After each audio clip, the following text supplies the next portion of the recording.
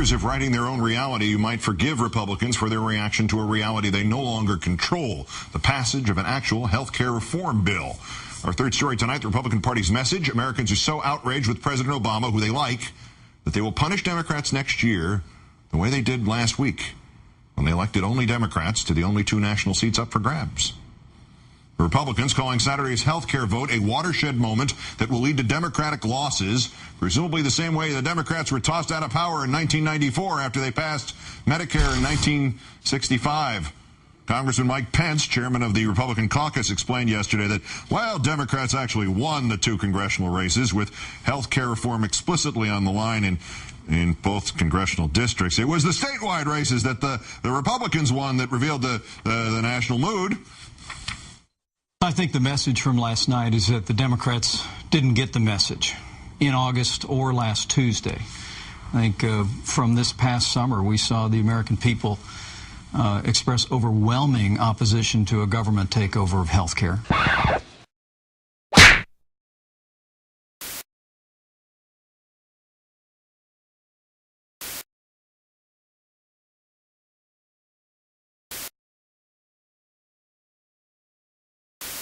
They attended town hall meetings, rallies across the country. There really is an element that's got these kind of outlandish conspiracy theories about death camps and about this takeover, people comparing President Obama to Hitler. And that it really is a sizable threat. It's not just a couple of people on the edges. You know, as you're talking there, I'm looking at it. I saw the guns, I saw the socialist with the face, the red lips and what have you. Here's what I want to ask you.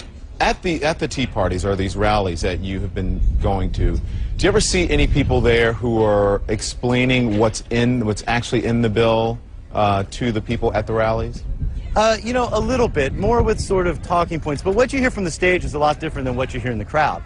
On the stage, they're talking about small government and health care and such, cap and trade, things like that. But in the crowd, what you really hear is really a different message when you get out and talk to the people.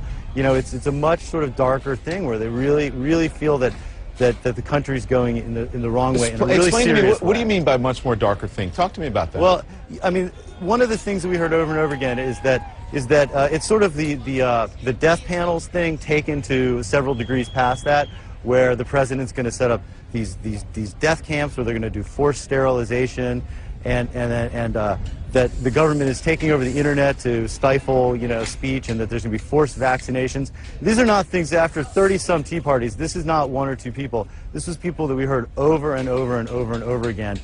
Really, there's just so much sort of disinformation or misinformation out there that it really creates a significant part. But in these towns across America that we went, it really is out there, Don, and it gave me pause more than once when we were going across the country with the Tea Party Express. And then this last Tuesday, I mean, the historic reversals that Democrats saw in just 12 months in New Jersey and Virginia, again, was an effort by the American people to send a message to this party. Never mind the exit polls in which 6 out of 10 voters in Jersey and Virginia said explicitly, this is not about national stuff. And the other 4 were split between registering support for the administration and voicing opposition to it. No, it was uninformed yahoos yelling, keep the government hands off my Medicare, who to Mr. Pence speak for America. Forget Republican Senator Lindsey Graham's wishful response to them, quote, we're not going to be a party of angry white guys. We're going to be a party of center-right politics. Too late, Senator. Mr. Pence has won because a new party has registered in Florida, the Tea Party, for real, comparing itself to the Tea Partiers who just cost Republicans that district in New York. Nice work, guys. But it was Mississippi's Governor Haley Barbour who had perhaps the most incoherent read, explaining that Obama, the target of open racism from the right, remains popular, not because of his policies, but in this Donovan McNabb way, because of his color. We shouldn't confuse the president being personally unpopular. Americans want our presidents to succeed, and particularly the first time we ever elect an African-American president, I think there's great sentiment in favor of him.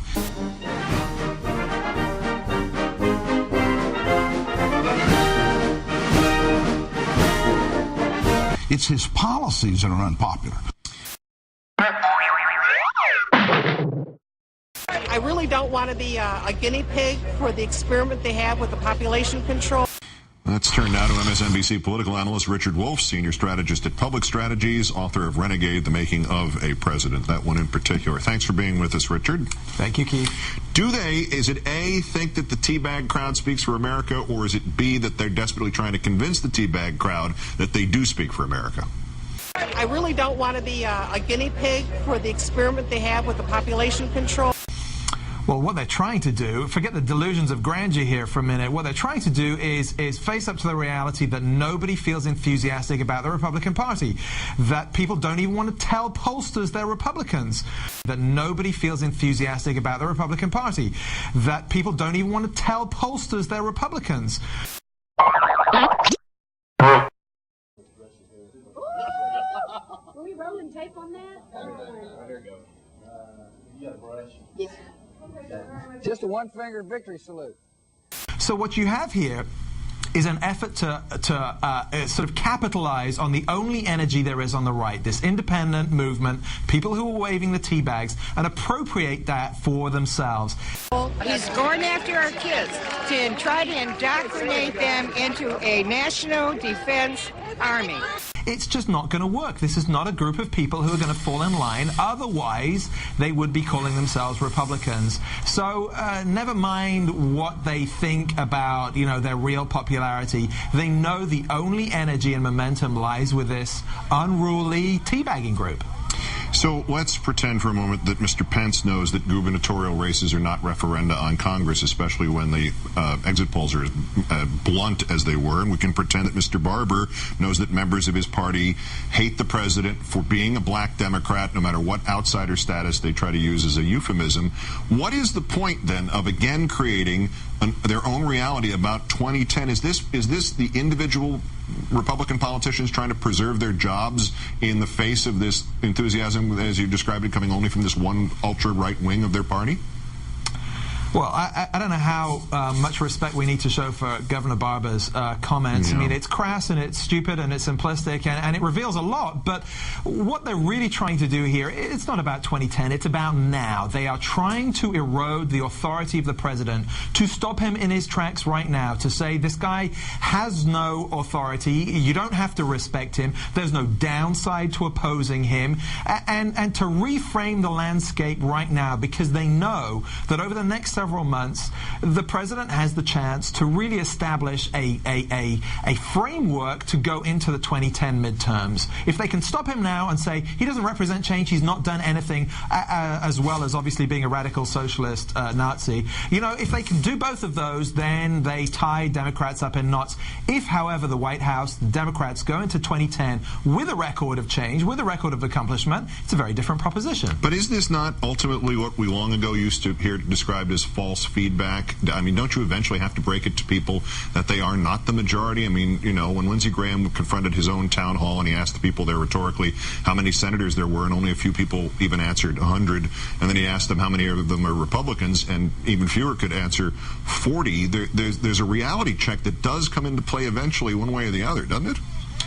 Well, you'd think so, but if the Republicans cared about reality so much, then why is Sarah Palin so popular? What they have here is two: the Nixon script of the silent majority, and the other is the Reagan script of this is really a Republican country and the pendulum is just swinging in our favor. The problem is, since 2006, it hasn't been a Republican pendulum at all. So they're stuck with two out-of-date rhetorics, two out-of-date narratives, and tracking that with the current politics is extremely hard for them. All they can do is live with the stories their grandfathers told them. But now when you hear that there is this actual Tea Party being registered in Florida, is Dick Armey just created supposedly a conservative movement that has now decided to eat the Republican Party alive first? Yeah, I don't think Dick Armey's intentions are in line with the Republican leadership.